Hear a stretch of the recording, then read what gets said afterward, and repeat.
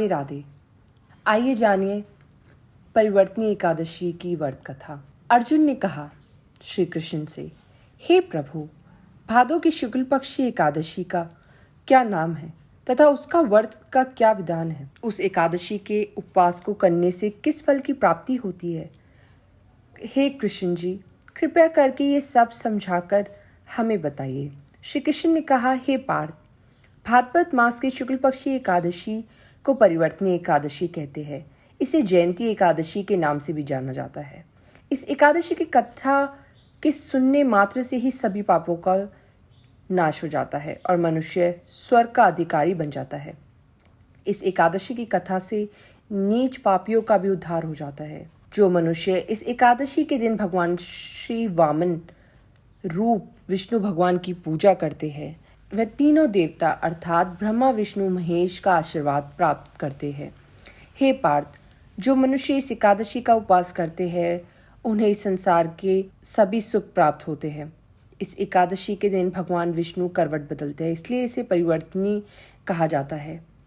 यह सुन विमस्त होकर अर्जुन ने कहा, हे श्री कृष्ण, आपके वचनों को सुनकर मैं भ्रम में पड़ गया हूँ कि आप किस प्रकार सोते होंगे, करवट बदलते होंगे।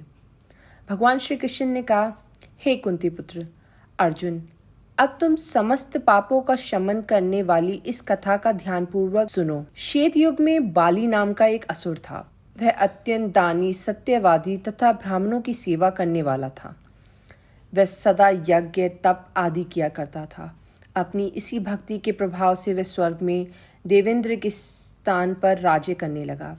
देवराज इंद्र तथा अन्य देवता इस बात को सह नहीं कर सके और भगवान श्री हरि के पास जाकर प्रार्थना करने लगे।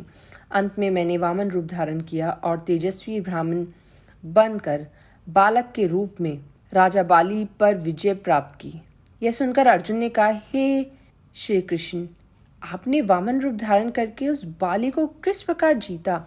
कृपया करके यह विस्तार पूर्वक बताइए। श्री कृष्ण ने कहा, मैंने वामन रूप धारण करके राजा बाली से याचना की, हे राजन, तुम मुझे 3 पग भूमि दान दे दो, इससे तुम्हें 3 लोक के दान का फल प्राप्त होगा। राजा बाली ने इसे छोटी सी याचना को स्वीकार कर लिया और भूमि देने को तैयार हो गया।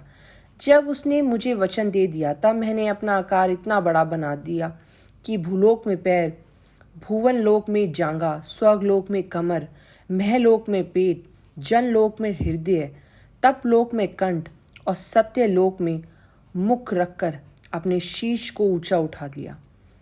उस समय सूर्य, नक्षत्र, इंद्र तथा अन्य देवता मेरी स्तुति करने लगे। तब मैंने राजा बाली से पूछा कि हे राजन, अब मैं तीसरा पग कहाँ रखूं? इतना सुनकर राजा बाली ने अपना शीश नीचे कर लिया। तब मैंने अपना तीसरा पग उसके शीश पर रख दिया और इस प्रकार देवताओं के हित के लिए मैंने अपने उस असुर भक्त को पाताल लोक में पहुंचा दिया। तब मुझसे विनती करने लगा। मैंने उससे कहा कि हे बाली, मैं सदैव तुम्हारे साथ रहूंगा। भादों के शुक्ल पक्ष की परिवर्तनी नामक एकादशी के दिन मेरी एक प्रतिमा राजा बाली के पास रहती है और एक क्षीर सागर में शेषनाग पर शासन करती रहती है। इस एकादशी को विष्णु भगवान सोते हुए करवट बदलते हैं। इस दिन त्रिलोकी नाथ श्री विष्णु भगवान की पूजा वामन रूप में की जाती है। इसमें चावल और दही सहित चांदी का दान दिया जाता है। इस दिन रात्रि को जागरण करना चाहिए। इस प्रकार उपवास करने से मनुष्य सभी पापों से मुक्त होकर स्वर्गलोक को जाता है। जो मनुष्य पापों को नष्ट करने वाली इस एकादशी व्रत की कथा सुनते हैं उन्हें अश्वमेध यज्ञ की फल की प्राप्ति होती है। इस कथा का सार, इस कथा से हमें ये सार प्राप्त होता है कि दान करने के उपरांत मनुष्य को कभी भी अभिमान नहीं करना चाहिए। राजा बाली ने अभिमान किया और पाताल को चला गया। इससे इस बात का भी बोध होता है कि अति हर कार्य की बुरी होती है। राधे राधे। जय श्री कृष्ण। जय एकादशी माँ।